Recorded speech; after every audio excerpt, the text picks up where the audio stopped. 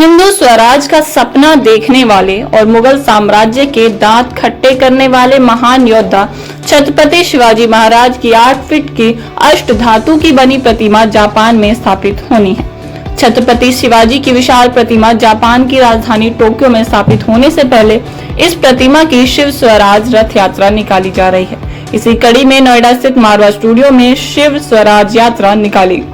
बता दें कि देश के बाहर लगने वाली छत्रपति शिवाजी की यह पहली प्रतिमा होगी। इसे जापान रवाना करने से पहले देश के 12 राज्यों में घुमाया जा रहा है, जो देश भर में 8500 किलोमीटर से ज्यादा की यात्रा तय करेगी। जापान में प्रतिमा की स्थापना और अनावरण 18 मार्च को किया जाएगा।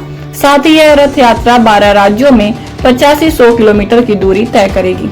Doctor Sandeep Marwah, chancellor AFT university of media and arts and president ICMEI ने खुशी जाहिर की और कहा कि हिंदू स्वराज का सपना देखने वाले और मुगल साम्राज्य के दांत खट्टे करने वाले महान योद्धा छत्रपति शिवाजी महाराज थे।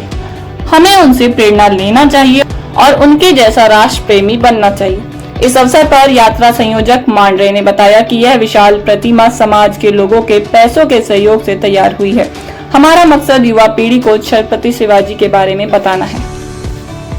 इस बारे में तो सबसे पहले हम मारवा स्टूडियो का शुक्रिया अदा करना चाहते हैं कि उन्होंने हमें कुछ ही टाइम में उन्होंने हमने इन्विटेशन दिया कि आप वहाँ मूर्ति हम ला सकते, तो उन्होंने कहा क्यों नहीं ला सकते, क्योंकि छत्रपति शिवाजी महाराज की जो मूर्ति है वो हमारे स्टूडियो में आ जाएंगे तो बाकी सारे लोग भी यहाँ उसका दर्शन करेंगे और ये टोक्यो में भी इसका असर होगा। जिस तरह की सब जैसे हमने ये यात्रा निकाली शिव स्वराज यात्रा, ये 7000 किलोमीटर का प्रवास करके अभी आज दिल्ली में आई कल ही, तो हमारा यही मकसद है कि पूरे 12 स्टेट से ये यात्रा करके जैसे दिल्ली आई है जैसे टोक्यो जाएगी, तो टोक्यो में इसका यही मकसद है कि जो नई पीढ़ी है उनको भी पता चले कि छत्रपति शिवाजी महाराज ने कैसे योगदान किया है, और वहाँ के नई पीढ़ी को समझ में आना चाहिए कि हमारे जो राजा थे उनके बदौलत हमें जो स्वराज्य मिला है, अभी तक इंडिपेंडेंस जो मिला है, कि इनकी बदौलत मिला है तो कैसे रखना है। और और एक बात है कि छत्रपति शिवाजी महाराज की उन्होंने कभी महिलाओं को जो सम्मान दिया है और उनका सम्मान और किसी राजा ने दिया है नहीं पता, लेकिन जिन तरह उन्होंने सम्मान दिया है तो किसी भी उन्होंने जब उनकी लड़ाई होती थी तब उन्होंने जब कभी कोई महिला या लड़कियां उनके जो आर्मर के लोग या फार्मर आप जो बोल रहे हैं सैनिक बोलते थे कि उनको लेके जाते थे तो वो कहते नहीं ये हमारी लड़ाई उनके साथ नहीं है, वो हमारे माता जैसी और बहनें जैसी है, वो उनको सम्मान करते थे। इसीलिए हमने भी 8 मार्च को जो जागतिक वर्ल्ड वुमेन डे उसी दिन उसका इनॉग्रेशन करने का सोचा है।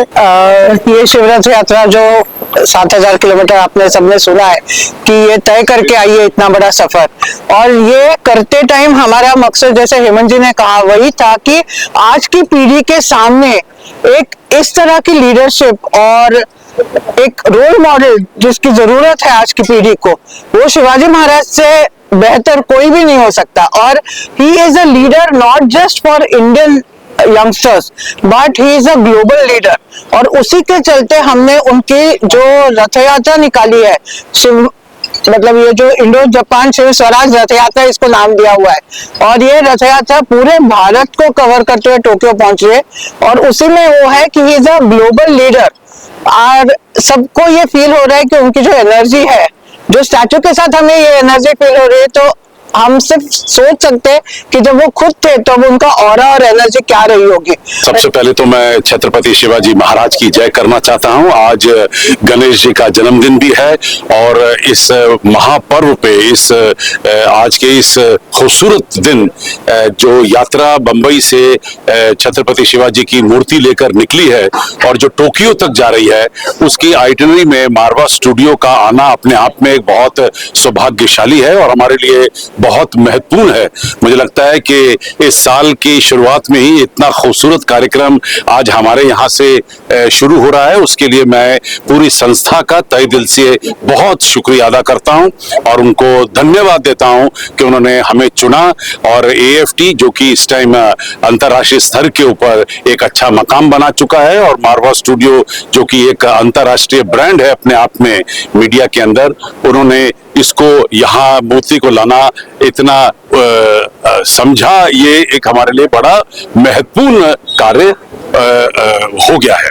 Ammi Punekar, SIO organisation, Cedar international और ईदो गोवा इंडिया कल्चर सेंटर, ये चारों संस्था के माध्यम से ये यात्रा निकाली जा रही है।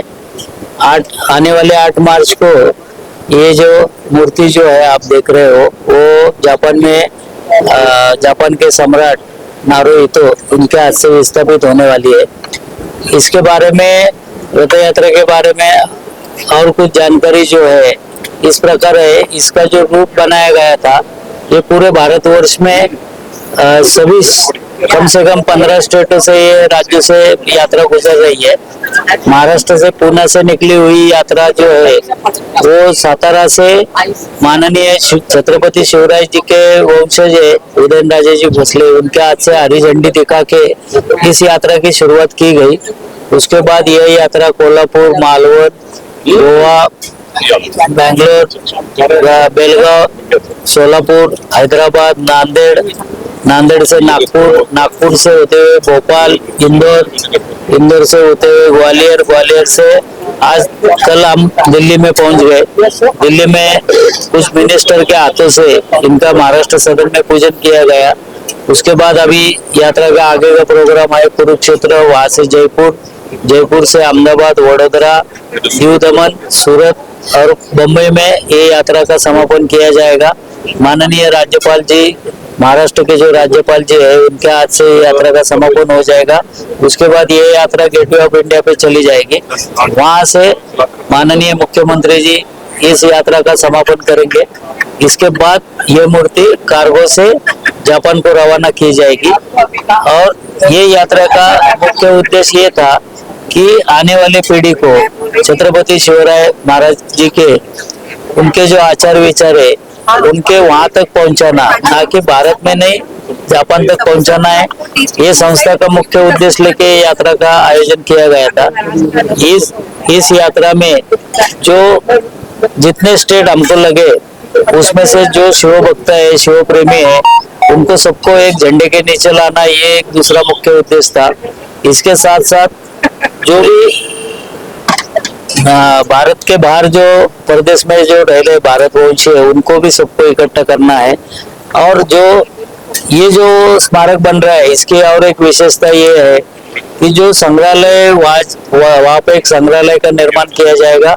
उस संग्रहालय में अभी के जो मीडिया का जो नया सिस्टम से आया है, जैसे कि आप LED पे देखते हो, क्योंकि कुछ चीजें हम भारत से भेज नहीं सकते जापान को, इसलिए उसका विजुअल इफेक्ट्स या 3D इफेक्ट्स के माध्यम से उसके जो छत्रपति शिवाजी महाराज ने जो युद्ध नीति में जो शस्त्रास्त्र यूज किया था, जो हथियारें यूज की थी, उनका प्रदर्शनी भी मीडिया के माध्यम से दिखाई दी जाएगी, ताकि जापान के लोगों को ये भी पता चले कि युद्ध में क्या क्या नीति अपनाई गई।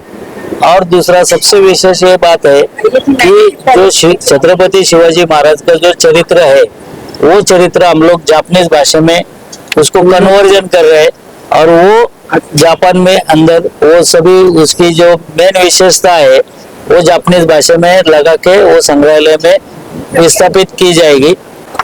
Actually I want to thank Sandeep ji first, because अभी उन्होंने यहाँ शिवाजी महाराज का स्टैचू लेके हमें इनवाइट किया है, जो एक्चुअली हमारा प्लेजर है कि ये स्टूडियो में हम आप सबसे मिलने आए हैं। सबने सब बात कही है, मैं सिर्फ इतना ही कहना चाहती हूँ कि जो यंगस्टर्स है वो बहुत इंस्पायर है। जब से वो यात्रा स्टार्ट हुई है 15 से, इतना जल्लोष करके वो शिवाजी महाराज को ये कर रहे हैं। और अगला हमारा ये है कि बहुत सारे अलग कंट्री से भी हमारा इन्विटेशन आया है, जैसे US से आया है, पोलैंड से आया है, बहुत सारी कंट्री से आया है। तो हम लोग ये चाहते हैं कि जो यंगस्टर्स है उनको, जैसा भी इन्होंने कविता बोल के दिखाई, तो आज मुझे नहीं लगता कि किसी को बाय हार्ट लर्न हो गई शिवाजी की कविता या आरती या कुछ भी, तो वो होना चाहिए। और वो लोग सब एक अच्छा लीडर कैसा होना चाहिए, जैसे कि अभी आप मोदी जी को भी देख रहे हैं, तो वो उनको डायरेक्टली तब का वो इतिहास पता चले, ये हमारा ऑब्जेक्ट है जो हम सफल होते हुए देख रहे हैं।